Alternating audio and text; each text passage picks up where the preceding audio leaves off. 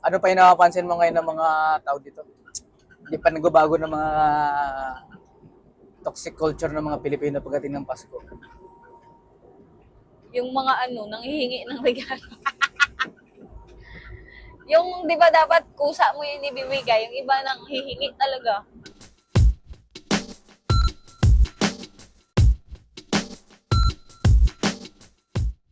Yo, what's up madlang people, mabuhay? At andito tayo sa ating panibagong episode ng Chismisan sa biyahe. Kasama din si Jana Burst. Jess, mag-hi ka sa camera, Jess. Nag-hi Sa camera mo. Hi ka na dyan. Busy kumain ng boogeyman. So, medyo nakakaluwag-luwag na tayo ng konti. Nakabili tayo ng kaunting mic kasi medyo sa mga previous ating mga chismis. Sino yan? Sino yan? Wala, nag-hi kami sa camera. Kala ko sa Nag-hi nga si Jana. So ngayon ay, hindi ko alam kung kailan ito ma-release. So, huwag natin ang bigay na. GoPro yan dyan. Sabi mo, hi GoPro. Yes. Very good. So ngayon ay napakasaya ng episode natin. Ano pag-usapan natin? Walang tayong pag-usapan eh. Yan nga eh. Pag-usapan natin yung handaan map bukas. Yun. Hindi ko alam sa'yo. Pag-usapan natin yung game. Total, nasabi mo na rin. Total, magpapasko na bukas. Na. Ano yung mga nami-miss mo sa Pasko? Nung nasa Tagburos kasi kami dati, ang buhay sa Tagburos kasi, ewan ko ibang klase kasi yung sa Tagburos eh. Yung doon kayo sa site? Nung nasa site kami. Opo. Tapos, Nung nasa site kami, Janabers, eat. Ayoko mag-eat. Nag-eat na ako kanina. Nag-eat si Panda. Okay. nung Share sa kayo. kami Tagburos, iba kasi yung doon, iba yung klase ng yung culture ng mga tao ba. Parang iba, laking kalsada kami.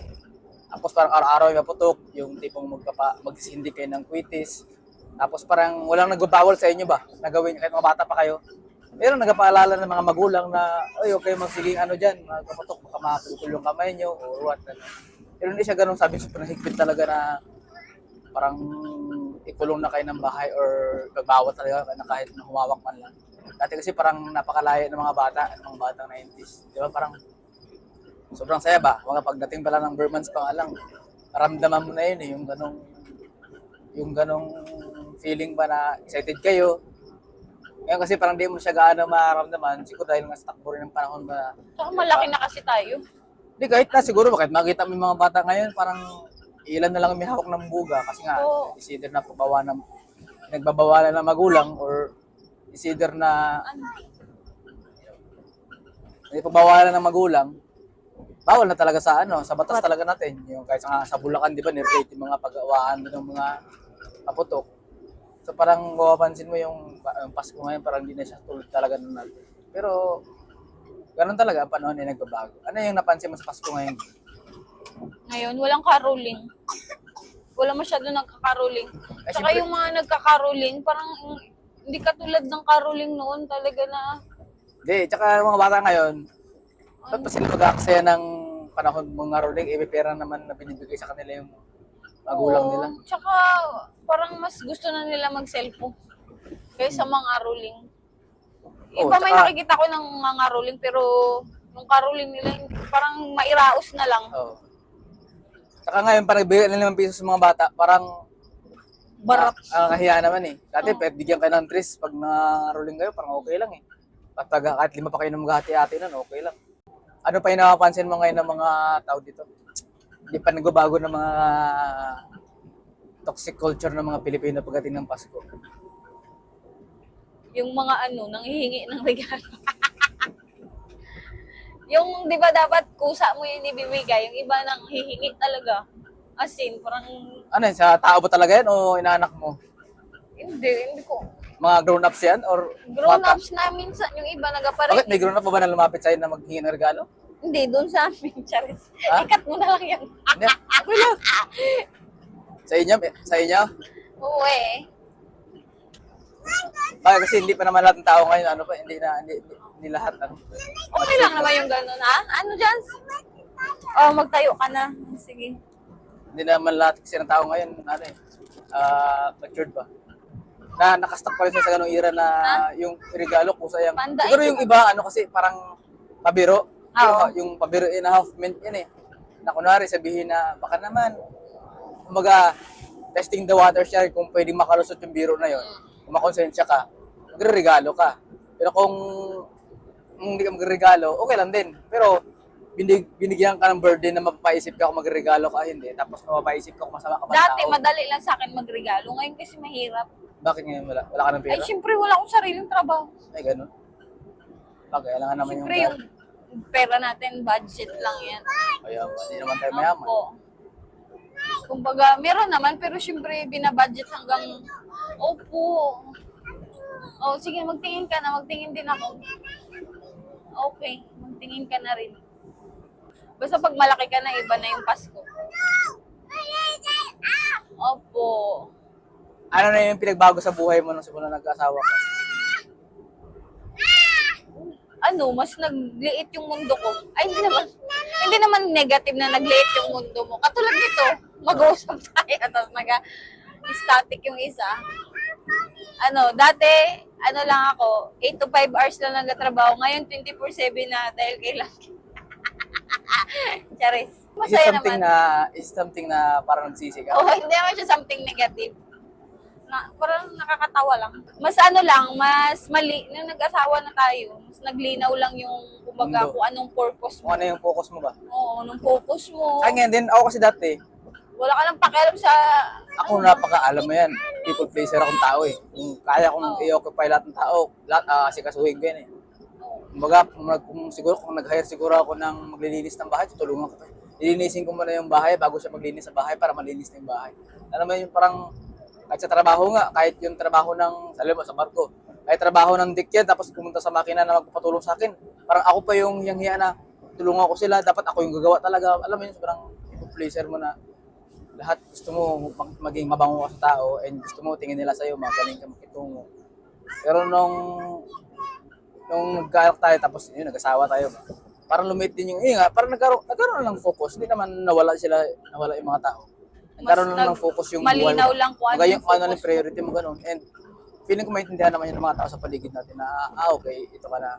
Kasi yung iba naman, may mga ibang mga married people na married couple, na hindi nila matanggap na kailangan nilang baguhin or mag-adjust na kung dati sanay kasi makipagbarkada, pakipag-inuman ng wantosawa, hanggang anong oras. Oo, Kung ganun. nag-asawa kasi, it's not something na obligation. Dapat nga automatic yun eh. Dapat sa'yo mismo manggaling na gusto mong gawin na sa bahay ka lang o mag-focus sa anak mo. Hindi siya something na, ay kasi sabi ng asawa ko eh. Diba Jana Bears? Ganun kasi yung sa pag-aasawa, dapat para maging magaan yung marriage. Dapat ikaw mismo sa sarili mo. Gusto mong gawin yung bagay na like gusto mong sa bahay ka lang, gusto mong samahan mo lang, piliin mo yung misis mo, yung mag-ina mo. Kasi mas magaan siyang tanggapin kaysa sa yung sinusunod mo lang dahil nagagalit na yung misis mo or na umiiyak yung anak mo, kaya gusto mo umuwi na lang. Ganun. Mas mabigat pag ganun yung perspective mo. Pero pag yung perspective mo na dito lang ako sa bahay dahil gusto ko siya, dahil yung gusto kong gawin, mas magaan siya tanggapin. Parang gano'n. Kaya naman yung iba nag-aaway itong mas mga ganyang mga bagay. Dahil walang may willing mag-compromise na sino mag-a-adjust. Gano'n. For example, minsan may time na pinagbibigyan mo ako, may time din na hindi ko naantayin na magalit ka pa sa akin, tatahimik lang o hindi na lang ako sasama sa mga lakad. Alam mo yun. Compromise ba? Dalawa kayo magka-compromise. Hindi yung isa lang yung magbibigay lagi. Nagigets mo ba? Oo, dapat dalawa talaga kayo nag-a-adjust. Mahalaga ang communication. Talaga. Kahit minsan naiinis ka ng paulit-ulit. Kung kailangan paulit-ulit, edi ulit-ulit. Hello! Unsa man? Wow! Ako dati sa Tunog dami yan ng ang car. mga tropa peps ko na gusto kong puntahan. Dati pag pati ng mag-asawa, marami ko gustong puntahan ng mga tao eh. Opo, tunog Pero ng ngayon parang gulong. tinatamad ka na, parang hindi na siya wala na siya sa priority list. Kung kailan lang kayo magkita, nasadyain talaga. Tapos parang tinatamad ka na kasi parang gusto mo sa bahay ka na lang. Mga titos era. Ganun. Tsaka siguro dahil magkakalayo rin kasi yung mga bahay-bahay. Maawat. Tsaka ano, nabawasan yung ano ko ngayon. Ha? Overthinker sa iba. Ay, dati talaga sobrang lala yung mag-overthink ako sa iisipin ng iba sa akin. Dapat ganito, maayos ako. Kasi ano na lang sabihin eh. Sa akin talaga, ever since wala akong pake sa mga tao. Ngayon, inaano ko kung saan ako masaya at komportable doon na lang. Ha? Sa akin naman, Ganda. hindi siya walang Ganda pake ng na nose. in a bad way. Siyempre, may compassion pa rin ako sa kapwa ko tao. Iisip pa rin yung Opo. ano yung mga Grabe, bagay na ang hindi pwede galing makasakit naman. sa kanila. Alam mo yun? Oh, so pretty ng nose mo. Okay. Yung pake namin ni Min ko, wala kang pake sa isipin nila. Pero may pake ka pa rin in a way na dapat ay, hindi ka makasagasa ba ng buhay ng tao, hindi ka makasakit. Oo. Feeling mo, ikaw yung main character sa Oo. mundo. Yung ganun pa rin, may compassion ko pa rin naman. Pero at the same time, pinipili mo pa rin yung peace of mind mo. Na kung may ayaw yung tao sa inyo Uy, or bakit marami tired nagsabi, na mas ikaw? pinipili mo na lang na wala ka lang pakialam. Bakit ka tired? Grabe naman ang tired na ito. Tired na raw siya. Wow. Diyan siguro sa'yo na lang ilagay yung mic. Kaya nga, ilagay mo sa kanya, Mike. I told me no. Ayaw mo? Huwag mo itapon ha. Pinatanggal niya lang din. Huwag na. Ano, dapat malagay sa kanya sunod maayos yung mic na. Tapos buong biyahe, yan lang yung audio. Oo. ASMR ba? Grabe, palaki na ng palaking tindahan nila. May nag-extend na siya lagi. Oh. Gusto nga yung pwesto ng tindahan yan. Kasi yung mga mag-ailog na ano baging, di ba ungay, Oo. liligo, diyan na talaga nag-stop kasi malaking tindahan nila. So diyan na nangungumpra bago papasok dun sa loob. Hmm.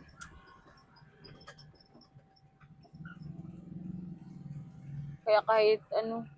Pero hindi ko alam kung wholesaler sila diyan oh. Ano yung impression mo sa Narag eh? Ha?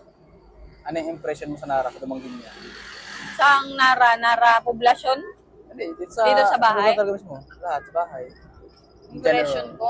hanggang poblasyon. Wala. Typical na probinsya talaga. Hindi ka na nanibago. Ano? Hindi ka nanibago. Super rich kid kayo eh. Grabe ka naman sa rich kid. Hindi lang ako sanay sa ano. Yung sa amin kasi, marami rin kami magkakabang anak, pero hindi kami yung katulad sa inyo na Ganun talaga? sama-sama. Oo. Na may mga Dikit gawa. talaga. Diba sa amin, pag may mga ganap, Oo, tukan talaga eh. Diyan kasi, kunting may ano lang, birthday, kunting iba, sama-sama. Doon ako na ano, parang, ganun pala sila. Kaya dyan sa amin, sa Manailos, tumangin din.